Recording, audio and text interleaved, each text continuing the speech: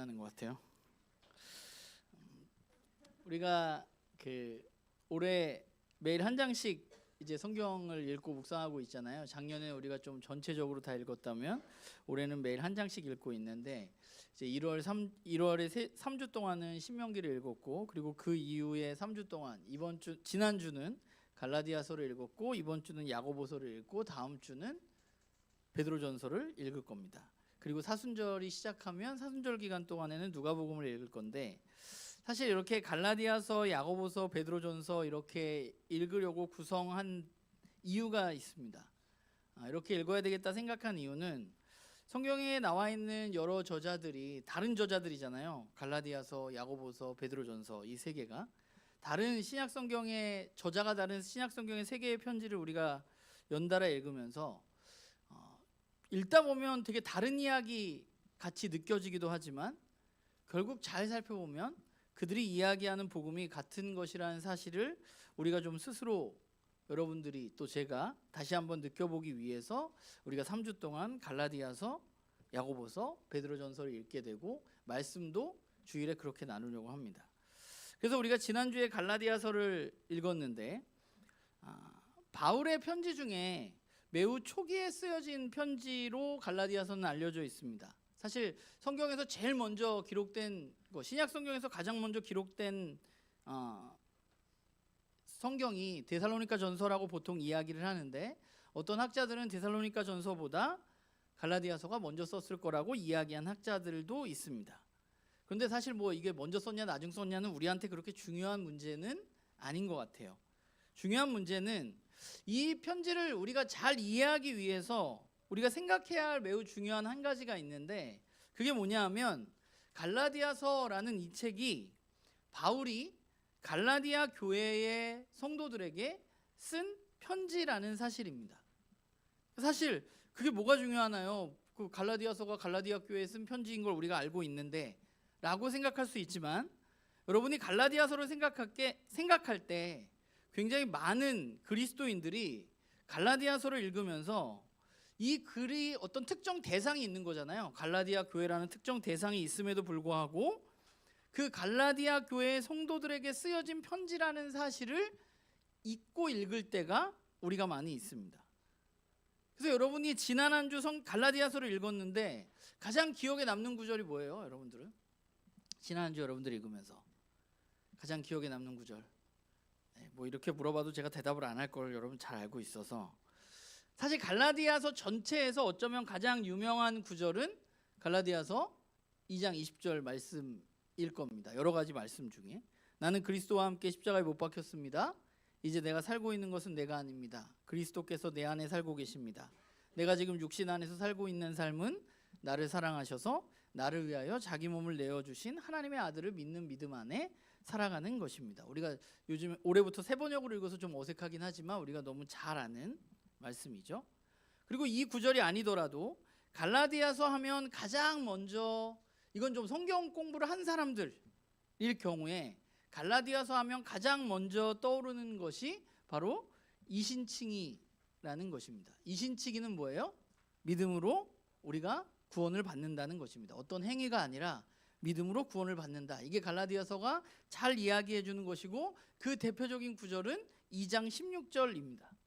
그러나 사람이 율법을 행하는 행위로 의롭게 되는 것이 아니라 예수 그리스도를 믿는 믿음으로 의롭게 되는 것임을 알고 우리도 그리스도 예수를 믿은 것입니다.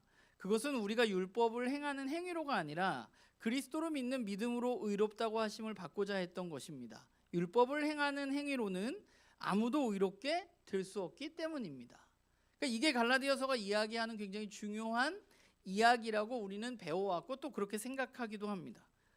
그래서 갈라디아서를 읽다 보면 우리가 아까 제가 얘기했던 것처럼 이 글이 갈라디아 교회에게 보내는 편지가 아니라 어떤 믿음으로 의롭게 된다는 기독교의 교리를 우리들에게 바울이 이야기해주는 책으로 생각하면서 읽는 경우가 많이 있습니다. 그래서 우리가 해야 할 일은 갈라디아서를 읽으면서 이 글이 편지라는 사실을 우리는 다시 한번 생각해야 되고, 편지라는 것은 바울이 갈라디아 교회에 편지를 쓴 데는 분명한 이유가 있을 거라는 겁니다. 우리가 이 사실을 잊으면 갈라디아서의 내용이 그냥 어떤 교리적인 내용을 이야기하는 것처럼 오해할 수 있어요. 그런데 그렇지가 않다는 것을 오늘 여러분들과 함께 좀 나누려고 합니다. 사도행전 13장 14장에 보면 바울이 이제 바나바와 함께 제1차 전도여행을 하면서 저기 빨간색으로 네모나게 친 저 지역이 바로 갈라디아 지역인데, 저 갈라디아 지역에 이르러서 복음을 전하게 됩니다. 그리고 복음을 전했는데 갈라디아 지역의 사람들 중에 일부가 바울이 전한 복음을 듣고 회심해서 그리스도인이 되고 그곳에 교회가 세워지게 됩니다. 그런 일이 있었어요. 그러면 우리가 이 사건을 생각했을 때, 과거에 바울이 갈라디아 교회에 가서 복음을 전하고 그들이 복음을 받아들인 것을 생각했을 때 우리가 가장 먼저 생각해 보아야 할 것은 뭐냐 하면, 그럼 바울이 그때 뭘 전했느냐 하는 거예요. 갈라디아 교회에 가서 복음을 전했는데 그 복음의 내용은 무엇인가 하는 것입니다. 갈라디아서를 읽다 보면 바울이 전한 복음의 내용이 이곳저곳에 나타나 있습니다. 어떤 사람은 아까 말한 대로 갈라디아서를 읽으면 그 복음의 내용이 믿음으로 우리가 의롭게 된다는 것이 복음의 내용이라고 생각하는 경우가 있지만, 그것은 복음의 내용은 아닙니다. 복음을 믿음으로 받아들였을 때 의롭게 된다는 거지. 복음의 내용은 뭐냐? 갈라디아서 여기저기 나오지만 제가 봤을 때는 가장 잘 복음을 설명해주고 있는 구절 중에 하나가 오늘 저와 여러분이 읽었던 1장 4절이라고 생각합니다. 바울은 뭐라고 말하냐? 1장 4절에 제가 읽어볼게요. 여러분 한번 보세요. 예수 그리스도께서는 하나님 우리 아버지의 뜻을 따라 우리를 이 악한 세대에서 건져주시려고 우리의 죄를 대속하기 위하여 자기 몸을 바치셨습니다 라고 말합니다. 복음은 뭐냐 하면, 우선 복음은 누구의 뜻이냐? 하나님의 뜻에 의해서 이 복음이 이 땅 가운데 생겨났다는 거예요. 그런데 하나님의 뜻에 의해서 어떤 일이 일어났느냐?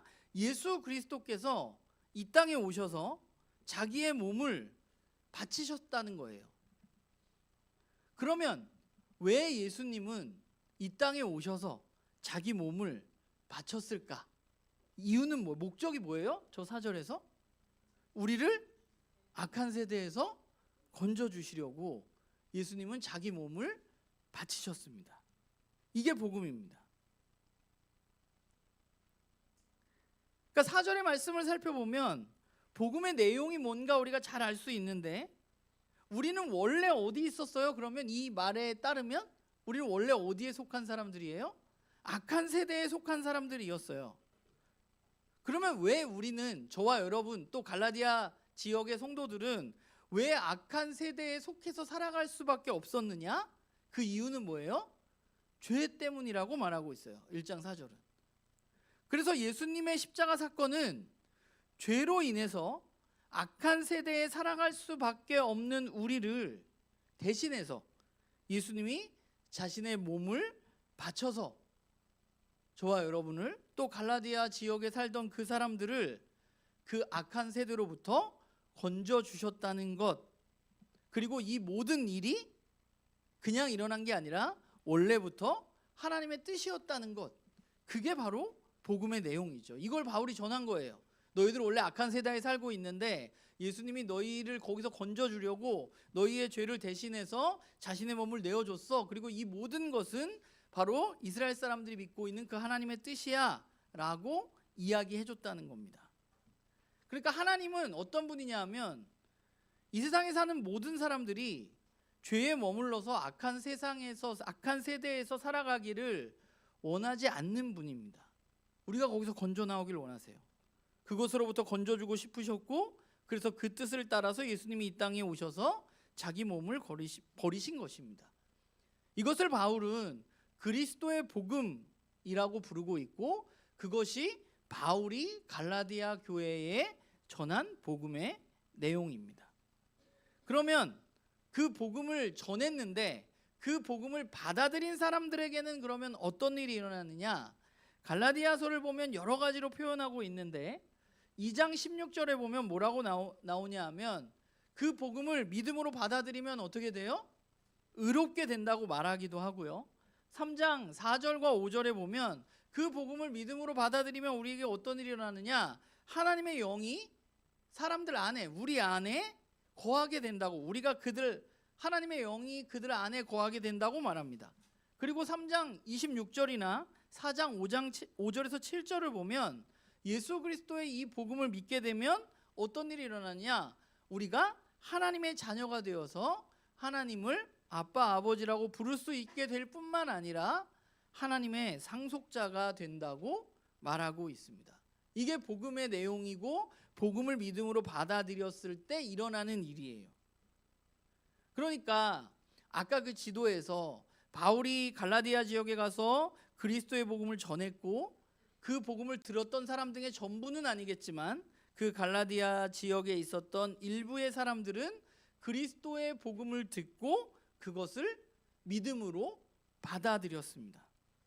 이 말은 무슨 말인가 하면, 복음을 믿음으로 받아들이면 어떤 일이 일어나요? 이제 갈라디아 교인들은 복음을 믿음으로 받아들였기 때문에 의로운 사람이 된 것이고 성령이 그들 안에 거하게 된 사람이 된 것이고 하나님의 자녀로서, 하나님의 상속자로서 그들이 살아갈 수 있게 되었다는 것입니다. 그게 갈라디아 교회에 일어났던 일이에요. 바울이 복음을 전했을 때. 그게 또 저와 여러분에게 일어난 일이에요. 저와 여러분이 누군가에게 복음을 듣고 그 복음을 믿었을 때 우리는 의롭게 되고 하나님의 자녀가 되고 성령이 우리 안에 거하십니다. 바울이 이렇게 갈라디아 교회에 복음을 전한 후에 바울은 갈라디아 교회를 지역을 떠났습니다. 그런데 얼마 지나지 않아서 갈라디아 교회의 소식이 바울에게 전해지게 되는데, 바울이 그 갈라디아 교회의 소식을 듣고 나서 너무 화가 나서 제가 봤을 땐 이 편지를 쓰고 있습니다. 그래서 갈라디아서를 여러분이 쭉 읽어보면 되게 많이 나오는 말이 뭐냐 하면 저주예요. 너희들 그렇게 가면 니네 저주받아, 이거 되게 많이 하거든요. 그러면 갈라디아 교회에 도대체 무슨 일이 있었기 때문에 바울은 이렇게 너희들을 저주한다고, 그것을 따라가면 내가 저주할 거야, 저주를 받을 거야 라고까지 하면서 이 편지를 쓴 걸까? 오늘 우리가 읽은 6절 7절 말씀을 보면 바울이 이렇게 말하죠. 여러분이 그렇게도 빨리 떠나서 다른 복음으로 넘어가는데 나는 놀라지 않을 수가 없습니다. 실제로는 다른 복음이 있는 게 아닙니다. 다만 몇몇 사람이 여러분을 교란시켜서 그리스도의 복음을 왜곡시키려고 하는 것뿐입니다 라고 말합니다. 그러니까 갈라디아 교회에 어떤 문제가 있었냐면, 바울이 떠난 후에 바울이 전했던 그리스도의 복음을 왜곡시키려는 사람들이 나타나서 그들에게 다른 이야기를 하게 되었는데, 진짜 놀라운 것은 그런 일은 많아요. 그런데 놀라운 것은 그렇게 믿었던 갈라디아 교회 성도들이 그 왜곡된 복음의 이야기에 너무 빨리 넘어가서 바울이 이렇게 말하고요. 나는 놀라지 않을 수가 없습니다. 니네들이 어떻게 그렇게 됐는지 라고 말하고 있는 거죠. 그러면 갈라디아 교회 성도들이 그리스도의 복음에서 넘어간 그 다른 복음, 왜곡되어진 복음의 내용은 뭔가요? 여러분이 지난주에 열심히 읽었으니까 그 복음의 내용은 뭐예요? 율법을 지키라는 거죠. 할례를 받으라는 겁니다. 그런데 할례를 받으라는 이유는 뭘까요? 그러면 그곳에 온 어떤 사람들이 그곳에 갈라디아 지역에 있는 교인들에게 너희들 예수님 믿는 거로는 안 돼, 할례를 받아야 돼, 율법을 지켜야 돼 라고 말하는 이유는 뭘까요?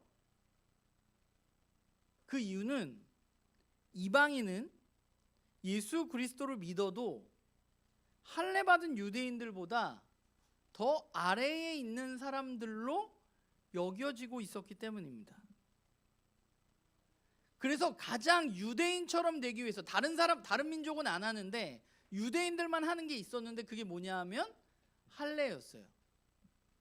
그래서 유대인처럼 되기 위해서 할례를 받아야만 한다고 말하는 사람들이 나타난 거예요. 할례를 받아야만 너가, 뭐 이게 적절한 표현인지 모르지만 1등 교인이 되는 거야. 너는 할례를 안 받으면 아직 2등 교인이야. 이렇게 말을 한 겁니다. 그리고 그 말을 전했을 때 갈라디아 교회 성도들 중에 일부는 또 어떻게 했어요? 아, 그렇구나. 그래서 할례를 받았습니다. 그런데 갈라디아서를 읽다 보면 그게 가장 표면적인 문제예요. 율법의 행위들, 그 중에 할례를 받으라는 문제입니다.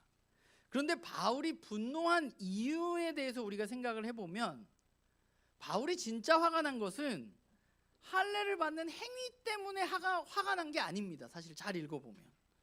저는 늘 갈라디아서를 읽을 때마다 질문이 하나 있거든요. 그 질문이 뭐냐 하면 도대체 할례 받는 일이 뭐가 그렇게 나쁘다고 바울은 저주를 하는 걸까? 그냥 예수님을 열심히 믿으면서 할례도 받을 수 있는 거 아닌가? 근데 왜 바울은 왜 할례를 받는 사람은 저주를 받을 거라고까지 이야기하는 걸까? 그게 저한테는 약간 풀리지 않는 질문이었거든요. 여러분은 지난주에 갈라디아서를 읽으면서 이런 생각을 했는지 안 했는지 제가 잘 모르겠습니다. 그런데 제가 이번에 다시 공부를 하면서 진짜 문제가 할례를 받는 행위가 아니라는 사실을 새삼 깨닫게 되었어요. 갈라디아서 2장에 보면 바울이 예수님의 가장 수제자였던 베드로를 꾸짖는 이야기가 나옵니다. 베드로를 왜 꾸짖었나요? 안디옥 교회에 베드로가 왔는데 베드로가 이방인들과 밥을 먹고 있었어요. 그런데 예루살렘 교회로부터 야고보가 보낸 사람들이 왔고 베드로가 야고보가 보낸 사람들, 예루살렘으로부터 유대인 그리스도인들이 온다는 말을 듣고 갑자기 이방인들과 밥을 먹다가 그 자리를 떠났기 때문입니다. 베드로의 이 행동의 문제는 무엇인가 생각해 보면 복음의 내용을 우리가 생각해 볼 필요가 있어요.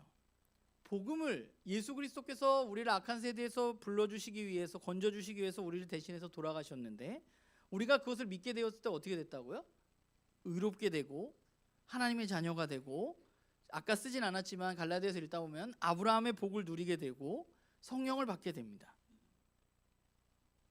베드로가 이걸 진짜 믿었다면 안디옥에 있는 이방인들과 밥을 먹을 때 베드로는 왜 갑자기 밥상머리를 박차고 나가서 다른 데로 갔을까요? 바울이 생각하기에 그것은 베드로가 여전히 이방인들은 같이 밥을 먹으면 무언가 좀 창피한 사람들이라고 생각했기 때문이라고 바울은 생각한 거예요. 바울이 보기에 베드로의 행동은 그런 의미에서 보자면 복음의 내용에서 벗어난 행동입니다. 왜냐하면 복음은 믿을 때 의롭게 되고 복음은 믿을 때 우리가 하나님의 자녀가 된다고 했는데 베드로의 행동은 복음을 믿는 사람들을 하나님의 자녀로 받아들이지 않는 행동이었어요. 그래서 바울은 베드로에 대해서 뭐라고 말하고 있느냐?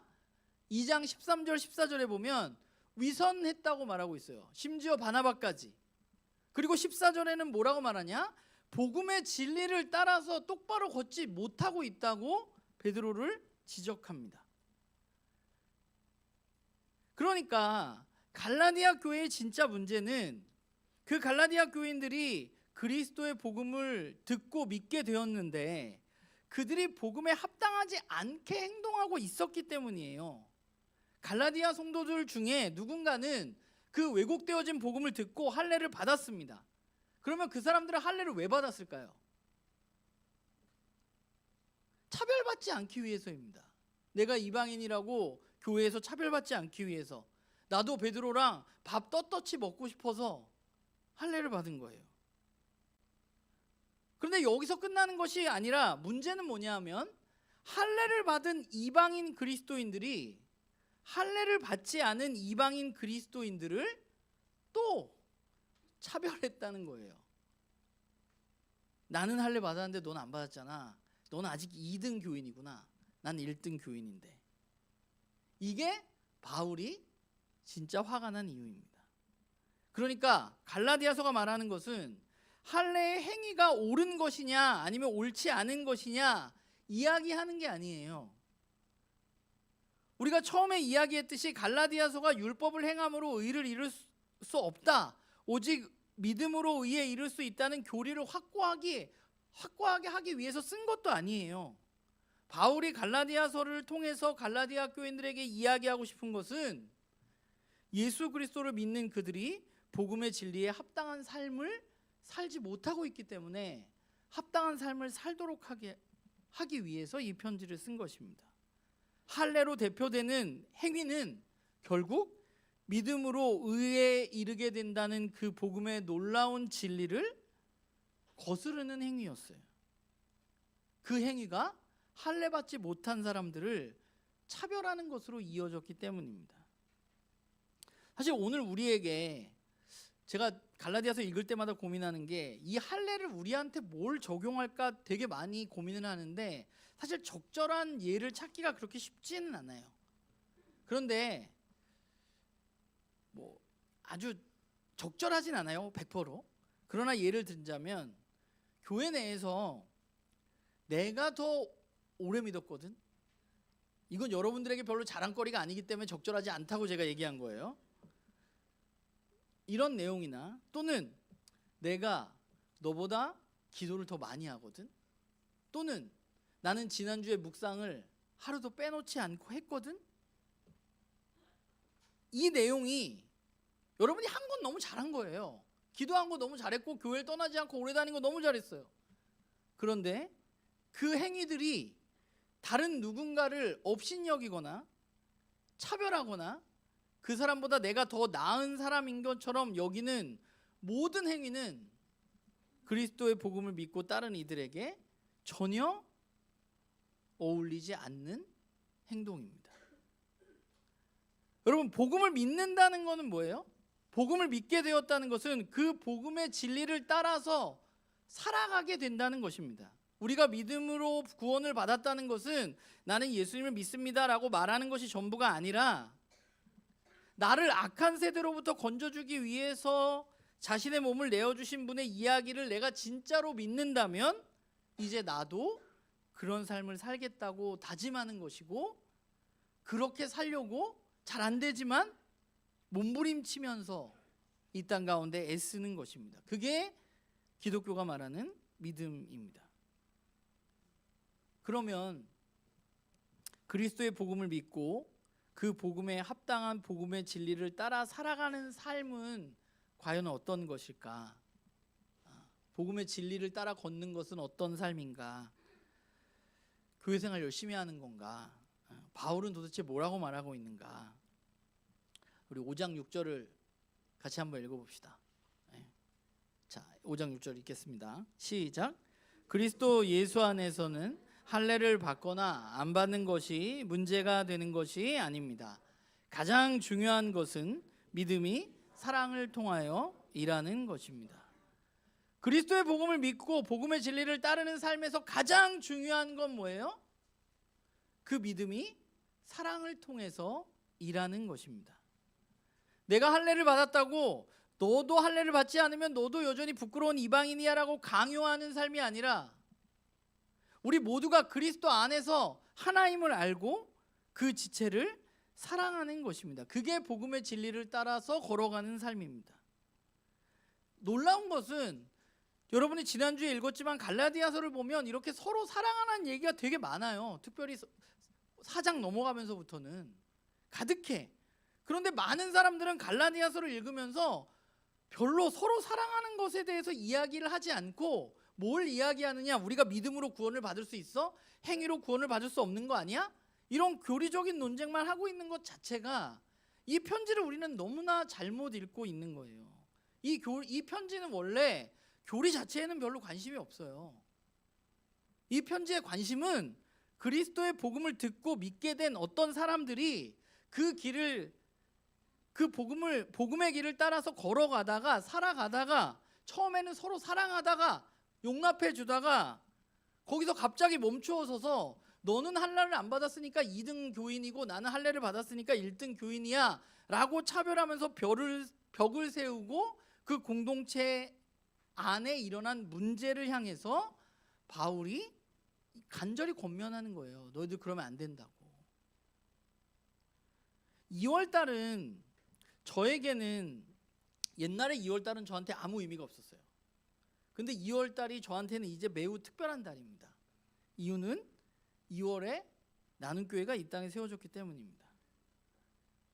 아무것도 모르고 별 생각 없는 저에게 하나님 기회를 주셨고 이 땅에 교회가 세워졌습니다.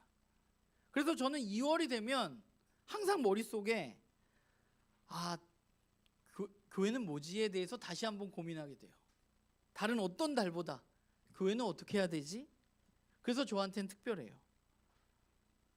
교회가 여러분 해야 할 가장 중요한 일은 뭘까요?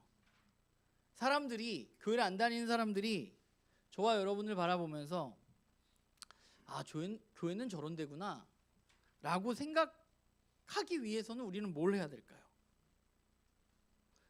건물을 멋지게 줘야 될까요? 우리가 해야 할 일은 저는 2가지라고 생각해요. 첫 번째는 그리스도의 복음을 계속해서 올바로 알아가고 깊이 알아가는 것입니다. 왜냐하면 복음의 내용을 우리가 올바로 알지 못하니까 복음을 왜곡시키는 이야기에 흔들리는 겁니다. 갈라디아서가 놀라운 점은 갈라디아 교회에 나타난 문제들을 바로잡기 위해서 바울이 한 일이 뭐냐 하면 앞부분에 한 일이 뭐예요? 복음이 무엇인지에 대해서, 너희들이 복음을 믿고 어떻게 됐는지에 대해서 다시 한번 상기시키고 있는 거예요. 왜냐하면 그게 그리스도인의 삶을, 교회를 올바로 세워가는, 바로잡을 수 있는 유일한 길이기 때문에 그래요. 바울이 그의 문제는 그거잖아요. 할례 받아서 차별하는 거. 그러면 너 이놈들 차별하지 말라 그랬잖아. 너희들 더 사랑해야지. 그리스도인은 사랑하는 거야. 어떻게 차별을 하냐? 이렇게 말하지 않고 바울은 그리스도의 복음은 뭐였는지, 너희들이 그리스도의 복음을 믿고 어떤 일이 일어났는지에 대해서 설명하고 있다는 거예요. 거기에 굉장히 절절한 자기의 간증을 덧붙이면서 나 원래 교회 박해하던 놈인데 복음을 믿고 내가 그 복음을 전하고 그렇게 살려고 애쓴다. 그래서 그 고백 가운데 우리가 그토록 외우기도 하는 갈라디아서 2장 20절 말씀이 나온 거예요. 교회를 박해하던 바울이 예수 그리스도의 복음을 믿고 어떻게 되었는가? 과거에 나는 십자가에 못 박혀 죽었고 이제는 내 안에 계시는 그리스도가 살아계셔서 내가 그분을 믿음으로 말미암아서 내가 그분으로 인해서 살아가고 있다고 간증하는 거지. 이게 무슨 교리는 아니잖아요. 2장 20절이. 교회가 해야 할 일은 그리스도의 복음을 올바로 아는 겁니다. 깊이 아는 거예요. 저와 여러분이 해야 할 일은 그거예요. 저도 해야 되고 여러분도 해야 되는 거예요. 여러분이 스스로 알지 못하잖아요. 여러분 스스로가 복음을 온전히 알지 못하면 어떤 일이 벌어지느냐? 잘못된 리더를 만나면 흔들리기가 너무 쉬워요. 한국교회 교인들은. 그러니까 제가 늘 얘기하잖아요. 제가 이상한 소리 하면 바로 얘기하라고. 저도 언젠간 어떻게 될지 몰라요. 저도 사람이라. 저도 죄인이잖아요. 물론 그리스도를 믿고 제가 변화됐다고 하지만, 그러니까 여러분들이 늘 저를 바라봐야 돼. 내 얘기가 맞는지 틀리는지. 오늘 목사님의 설교가 이게 성경에서 내가 지난주에 읽었던 갈라디아서 내용과 맞는지 여러분들이 봐야지. 그냥 제가 얘기하면 다 맞다 그러면 복음에 여러분들이, 제가 다른 얘기하면 여러분들 그렇구나 이렇게 흔들릴 거 아니야. 갈라디아 교인들이 그런 거예요. 예루살렘에서 야고보가 보내서 왔다니까 저 사람 권위 있는 사람이구나. 저 사람이 할례를 받으라고 하네. 할례 받아야 되는 거 아니야. 이렇게 생각한 거예요. 그러니까 여러분들도 복음을 스스로 잘 알려고 애써야 합니다. 저도 그렇지만. 그리고 2번째 우리가 해야 할 또 하나 가장 중요한 일은, 교회가 해야 할 가장 중요한 일은 서로 뜨겁게 사랑하는 겁니다. 그리스도의 복음은 사랑으로 나타날 수밖에 없어요. 5장 13절에서 15절을 제가 읽어보겠습니다. 형제자매 여러분, 하나님께서는 여러분을 부르셔서 자유를 누리게 하셨습니다. 그러나 여러분은 그 자유를 육체의 욕망을 만족시키는 구실로 삼지 말고 사랑으로 서로 섬기십시오. 모든 율법은 내 이웃을 내 몸과 같이 사랑하여라 하신 한마디 말씀 속에 다 들어 있습니다. 그런데 여러분이 서로 물어뜯고 잡아먹고 하면 피차 멸망하고 말 터이니 조심하십시오. 교회가 할 일은 뭐예요? 할례 안 받았다고 서로 물어뜯고 잡아먹는 일이 교회가 할 일이 아니에요. 교회가 할 일은 그리스도 안에서 주어진 자유를 나의 욕망을 위해서 사용하지 않고 사랑으로 서로 섬기는 것입니다. 그게 교회가 할 일이에요. 우리는 너무 다릅니다. 그 다름 때문에 우리는 친해지면 친해질수록 힘듭니다. 너무 달라서. 그걸 넘어설 때까지 되게 힘들어요. 다른 누군가를 사랑하고 섬기는 일이 그렇게 쉬운 게 아니에요. 우리는 오늘 승선 집사님 기도했지만 여전히 섬김받기를 원하고 섬기는 건 원하지 않는 사람들이거든요. 그런데 복음은 우리에게 뭐라고 말하느냐? 사랑으로 서로 섬기는 것이 마땅하다고 말합니다. 그게 우리가 할 일이에요. 나는 교회가 다른 건 다 못해도 되는데, 찬양팀 지금 너무 잘해줬지만 찬양팀 좀 못해도 돼요. 그게 뭐 중요해? 우리가 예배 드리는데. 우리가 진짜 잘해야 할 일은 복음을 올바로 아는 것이고, 그래서 못하라는 얘기는 아니에요. 오해할까 봐. 잘하면 좋죠. 복음을 올바로 아는 것과 또 하나는 서로 사랑하는 것입니다. 제가 지난주에 휴가를 갔다 왔잖아요. 제가 원래 얘기를 잘 안 하고 가는데 교회 몇몇 지체들이 저한테 어디를 갔냐 막 이렇게 물어봐가지고 제가 오키나와를 갔다 왔다고 얘기를 했는데, 오키나와 가면 오키나와에서 가장 유명한 음식 중에 하나가 오키나와 소바입니다. 오키나와 소바는 뭐냐면 따뜻한, 그게 우동 국물인데 우동 국물은 아니에요. 해산물은 아니고 돼지뼈 육수라고 하던데, 우동 국물에 국수를 말아주고 그 위에 돼지고기 조린 토핑을 올려주는 요리입니다. 그런데 이게 되게 유명한데 사실 오키나와 가서 오키나와 소바를 먹어보면 그렇게 맛있지가 않아요. 이게 국수는 살짝 원래 걔네들은 습성이 그래서 그런지 좀 약간 덜 익혀져 있어서 뚝뚝 끊어지고, 돼지고기 토핑도 먹다 보면 되게 맛있는 것도 있지만 돼지 냄새 나는 것도 되게 많습니다. 근데 제가 되게 오래전부터 가고 싶었던 오키나와 소바를 파는 집이 있어요. 그 집은 저렇게 생긴 집이에요. 그리고 저기 옆에 있는 게 오키나와 소바입니다. 이제 한 20-30년 정도 됐다고 하는데, 여기에 들어가면 메뉴는 딱 3가지입니다. 돼지갈비 토핑이 올라간 오키나와 소바, 삼겹살 토핑이 올라간 오키나와 소바, 그리고 밥입니다.